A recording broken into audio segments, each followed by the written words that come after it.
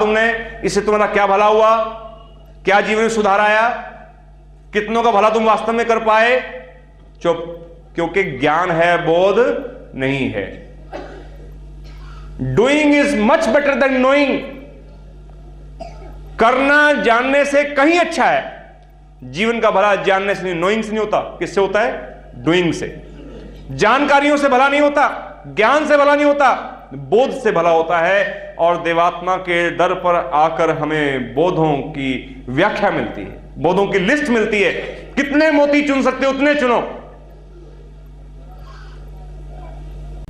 मैं तो श्रद्धेय श्रीमान हितैषी सिंह जी को देखता हूं, श्रीमान देवर सिंह जी के छोटे भाई। कहते श्रीमान देवर सिंह जी जब गांव गए प्रचार करने कि चलो भाई का भला भी करना चाहिए गांव में जाके, तो उसे पूछा भी क्या क्या चल रहा है, सब खेती खुदी ठीक है, सब ठीक है? कहते हाँ। कहते कैसे चलता है, रात को कैसे सोते कहाँ हो भाई? कहते वो तो भाभी वहां सोती है, फलां वहां सोता है, माँ वहां सोती है, बच्चे उधर सोते हैं। कहते तुम? कहते मैं तो थे पै जाना। कहते कहाँ? वहां जहां भैंसें बनती थी उस तरफ कोने में एक चारपाई दिखाई, भैंसों के अंदर वो पट्टा से बांध रखा है, कपड़ा लटका रखा है, उसके कोने में इधर। कहते भाई यहाँ के सोते हो? भैंसों गोबर में सारी। कहते निग बड़ा रहता है, यहां गर्मी बड़ी रहती है, ठंड नहीं लगती। यहां ये स्तर था कि भैंसों की पोटी और उसमें शिशु के सड़ान में रहकर खुश रहने वाले आदमी थे श्रीमान हितैषी सिंह जी। वहां से भाई को निकाला, भगवान के चरणों में बचाया, ऐसा बुद्धि बना दिया कि स्वप्न में उनको आया। देखिए स्वप्न तब आते हैं जब आप बहुत सेंसिटिव हो जाते हैं उस पहलू में। आपको कामन राग के तब आएंगे स्वप्न जब आप कामन रागी बहुत ढंग से होंगे। आपको धन राग के स्वप्न तब आएंगे जब धन रागी ढंग से होंगे। चोर पुलिस के तब आएंगे, गलत कर्म कर क्यों तो ऐसे लगेगा भागा जा रहा हूं पुलिस पीछे पीछे, कोई गड़बड़ा से मतलब। ये सिंबॉलिक होते हैं। तो श्रीमान जी को स्वप्न क्या आया कि लाहौर में मेरी चारपाई, मेरे कमरे में चारपाई जो है उस पर कोई बैठा है और नीली स्याही की दवात लिए बैठा है। पहले पेन ऐसे नहीं होते, आज के जमाने में स्याही लिक्विड होती थी, तरल पदार्थ होता था, वो गिर गई है और मेरी सारी चारपाई सड़ा दी उसने। कुछ दिन बाद गए जब वहां या चिट्ठी आई तो पता चला वाकई उससे एक दिन पहले उनकी चारपाई किसी ने स्याही डोल दी थी। स्वप्न तक में पकड़, कितना सेंसिटिव। जो इंसान पशुओं के बारे में आराम से सोता था उसके अंदर कौन सा बोध पैदा हो गया? कमाल का बोध, कमाल का बोध पैदा हो गया। बोलिए दाता, ऐसे उनको बदलने वाले दाता आपका शुभ हो। इससे आगे अधिकारी आत्माओं में देवात्मा के चरणों में आकर एक और बोध उत्पन्न होता है, वो है आत्मबोध। उस आत्मा का बोध देना ही मुख्य रूप से सत धर्म बोध मिशन का लक्ष्य है। सत धर्म है ही उसी को लेकर। देखिए ये बोध जो है आपके तो मिशन के हेड में जुड़ा हुआ है। क्या है मिशन का नाम? सत्य धर्म बोध मिशन, रियलाइजेशन ऑफ ट्रू धर्म। सचमुच में धर्म के अर्थ क्या हैं उसको सिखाने और बताने और दिलों में उतारने वाला मिशन। सद्धर्म क्या है? सच्चे अर्थों में धर्म आत्मबोध को पाने का नाम है। आत्मबोध क्या है? अपने आत्मा की गठन को समझना, उसके रूप को समझना, उसके भीतर की शक्तियों को समझना और आत्मा के भीतर जो शक्तियां विनाशकारी हैं उनसे होने वाले पतन को देखना, उस हानि को देखना, उस हानि से बचने की युक्तियों को तलाशना और आत्मा के विकासकारी शक्तियों का ज्ञान प्राप्त करना और उसके अलर्ट हो जाना और इसी काम को अपने जीवन का मुख्य लक्ष्य समझना। क्या? नीच शक्तियों से मोक्ष, उच्च शक्तियों में विकास, उच्च भावों में विकास, उच्च बोधों में विकास। असल में भाव होंगे तभी बोध पैदा होंगे। जो भाव नहीं है वो बोध भी पैदा नहीं होगा। बोध पैदा ही भावों से होते हैं, रियलाइजेशन आती भावों से। जब भाव नहीं है तो उसकी रियलाइजेशन भी नहीं होगी, फीलिंग भी नहीं होगी। उसकी फीलिंग नहीं है तो रियलाइज भी नहीं कर पाएंगे, महसूस भी नहीं कर पाएंगे। श्रद्धेय श्रीमंत देवर सिंह जी फरमाते हैं, इस बात की शहादत देते हैं अपने जीवन से कि जीवन में ऐसा कोई काम नहीं था जो मुझे गलत काम करने का अवसर मिला हो और मैंने उसको ना किया हो, लेकिन देवात्मा की प्रभावों से उनके उच्च बोधों दाता स्वरूप के साथ जुड़कर इस स्थिति तक पहुंच गए। कहते दूर से भी कोई नीच गति या नीच चिंता तक भी दूर से मुझे आती दिखाई देती है। और जैसे एक समझदार व्यक्ति रेलवे लाइन पे खड़ा होता है और मीलों दूर से रेल की आवाज सुनकर उसे कान खड़े होते हैं और रेल की पटरी से हट जाता है। ऐसे ही मैं उस चिंता तक को भी, हानिकारक चिंता को दूर से देखकर ऐसे ही हट जाता हूं और मुझे पास से गुजरती हुई बिना नुकसान किए वो मेरी चिंता गुजर जाती है। बोलिए श्रद्धेय श्रीमंत देव सिंह जी का शुभ हो।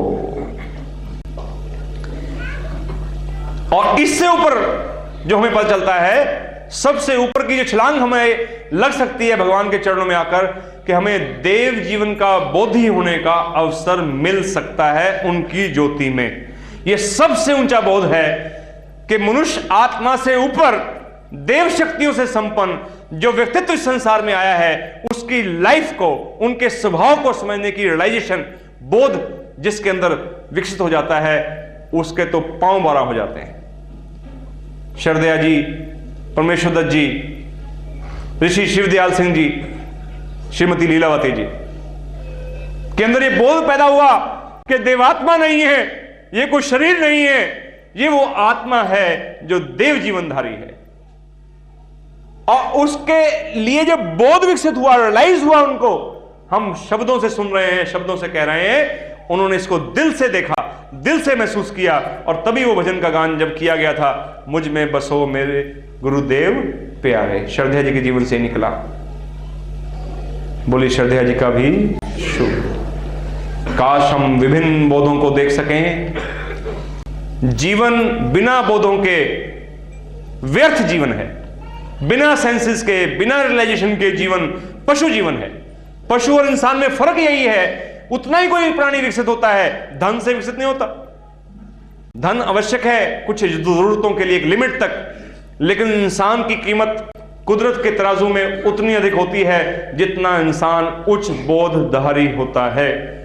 जितने उसके सेंसेस हायर होती हैं, जितनी उसकी फीलिंग सेंसिटिव होती हैं, जितना वो संवेदनशील होता है, जितना वो कर्तव्य बोधी होता है, जितना वो परहित का बोधी होता है, जिनता पूर्णता का भाव होता है, समय का बोधी होता है, सौंदर्य का बोधी होता है, मेल का बोधी होता है, सम्मान का बोधी होता है, पर कष्ट का बोधी होता है, उचित रक्षा और संभाल का बोधी होता है, आत्म सहाय और आत्म सम्मान का बोधी होता है, शरीर का बोधी होता है, जीवन की असारता का बोधी होता है, पाप का बोधी होता है, और सर्वोच्च मनुष्य आत्मा, सबसे श्रेष्ठ आत्मा वो होता है जो देव जीवनधारी, देवात्मा के देव जीवन का बोध रखता है।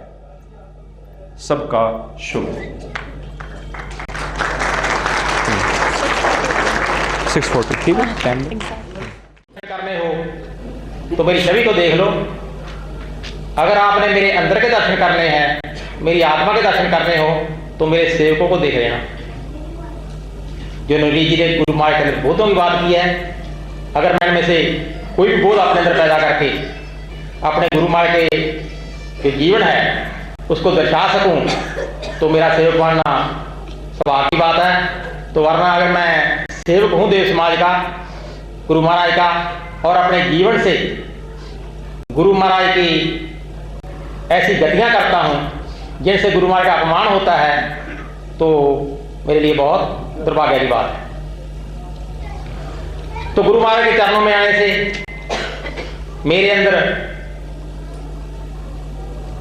तीन तरफ से गुरु महाराज के चरणों में आने से मेरा भला हुआ है। एक तो मेरी पापों से रक्षा हुई है, एक मेरा मिथ्या विश्वासों से बहुत मैं ऊपर चला गया हूं, और तीसरी बात ये हुई है कि मेरे संबंधों में बहुत मेल आया है। और गुरु महाराज के चरणों में आने से मुझे पता चला कि मेरा सबसे जो कीमती संबंधी है वो कौन है। तो पता नहीं गुरु महाराज की रोशनी ऐसी है, समझ आ जाती है। तो मुझे ऐसे लगा कि मेरा सबसे जो कीमती संबंधी है वो मेरा शरीर है।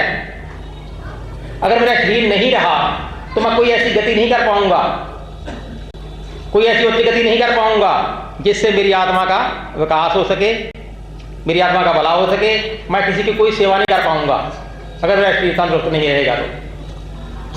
तो ये बात मेरे अंदर आने से मेरे अंदर इतनी मुझे बीमारियां लगी हुई थी। मैं श्रीमान जी के साथ चला गया प्रचार करने, मैं ड्राइव करता था उनकी गाड़ी, तो वहां कोई संबंधी धुंधी कहने लगा जी मेरे सिर में दर्द है। कहते मेरे से की डिस्पेंसरी में देखो, वहां कोई ना कोई गोली मिल जाएगी। मेरा बैग दवाइयों से भरा होता था, मुझे माइग्रेन था, सिर में दर्द होता था हफ्ते के बाद, और 24 घंटे लगातार होता रहता था। और मेरे एसिड बनता था और जेलोसिल मैं बैग में रखता था कि कभी जब दर्द शुरू हुआ मैं जेलोसिल ले लूँगा। और मेरे टॉन्सिल हो जाते थे, जो गले होते हैं ये हो जाते थे। ये सब बीमारियां, मैं बीमारियों का घर बना हुआ था और गुरु महाराज के चरणों में आ गया। तो ऐसा गुरु महाराज ने मुझे रोशनी दी, ऐसा बोध दिया, ना तो मेरे कभी वो गले पड़े हैं, ना कभी मेरा सर दर्द हुआ है और ना कभी मुझे वो एसिड बना है। पता नहीं सारी बीमारियां कहाँ चलेगी, क्यों चलेगी। गुरु महाराज ने मुझे परहेजगार बना दिया। मुझे इतना डिप्रेशन हो गया तो मैं वहां गया दवाई लेने, पीजे से दवाई खाई, 2-3 साल ठीक नहीं हुआ। फिर मैं गया, वो 22 सेक्टर में एक होम्योपैथी के डॉक्टर थे, उनके पास गया मैं। कहते दवाई तो दे देता हूँ, आप शराब शुरू ना पीना। कहते मैं तो हाथ नहीं लगाता, मैं तो छुड़वाता हूँ। कहते चाय छोड़ सकते हो, मैं नहीं, मैंने कभी पी नहीं। और उन्होंने एक बात कही, ये ना करना। मैं ये कहते आप बीमार कैसे हो गए, जब आप इतने परहेजगार हो, आप बीमार कैसे हो गए। कहते चिंता ना करो, जल्दी ठीक हो जाओगे।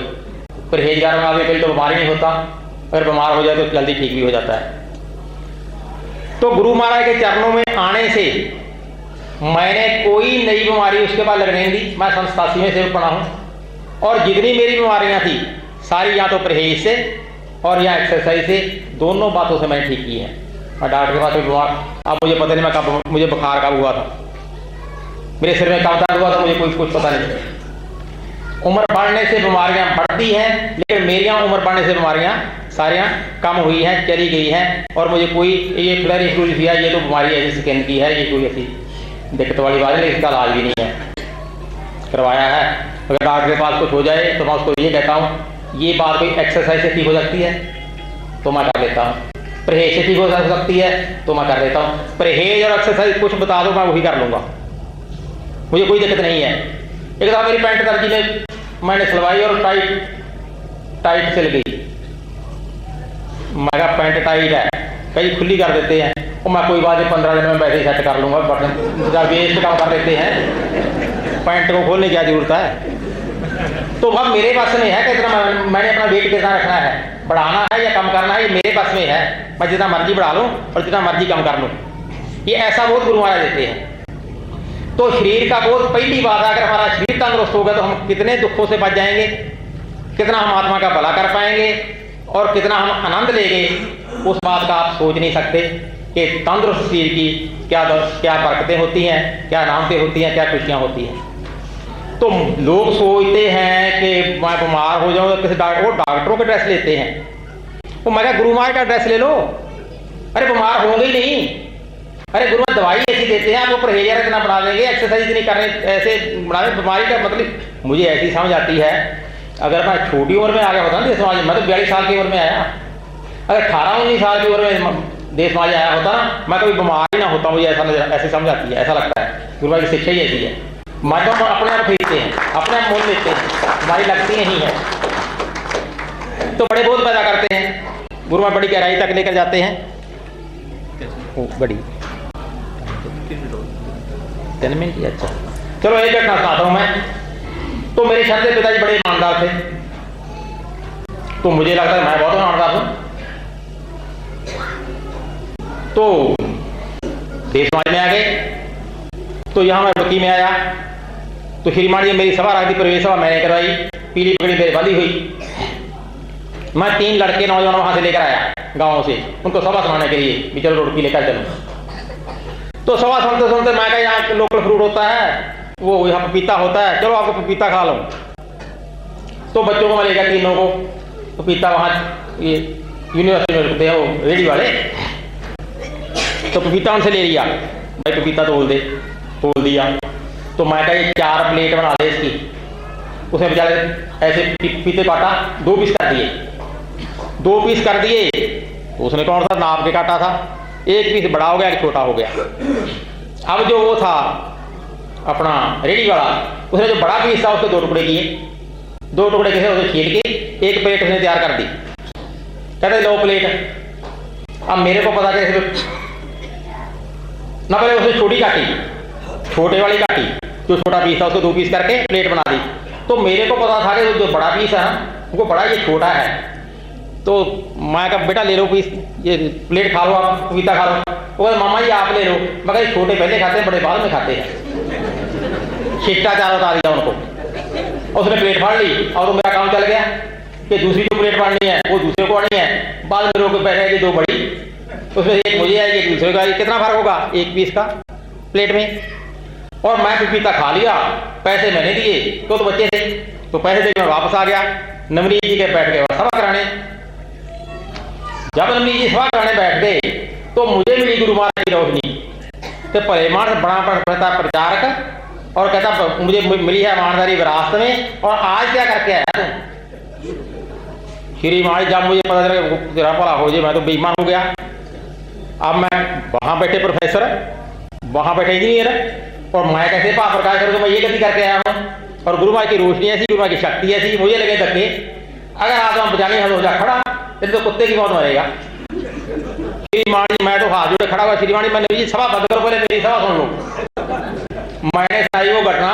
उसके बाद मैंने उस लड़के के पाँव में गिरकर माफी मांगी, और उसके बाद आज देता हूं मैं किसी को छोटी प्लेट। तो गुरु भाई वे को देते हैं कि बेईमानी वो नहीं होती जो धमकी करते हैं। बेईमान हम एक पपीते की एक टुकड़े पर भी हो सकते हैं। तो इतना हमें वो ब्रेकी पर लेकर जाना चाहते हैं गुरु महाराज, काश के मेरे अंदर ऐसे बुद्ध पैदा हो सके, और गुरु महाराज की जो विश्वास जो गुरु महाराज ने मेरे ऊपर किया है, मैं अपने जीवन से उसको दर्शा सकूं, आप सब ऐसा कर सकें। आप सबका बहुत बहुत धन्यवाद।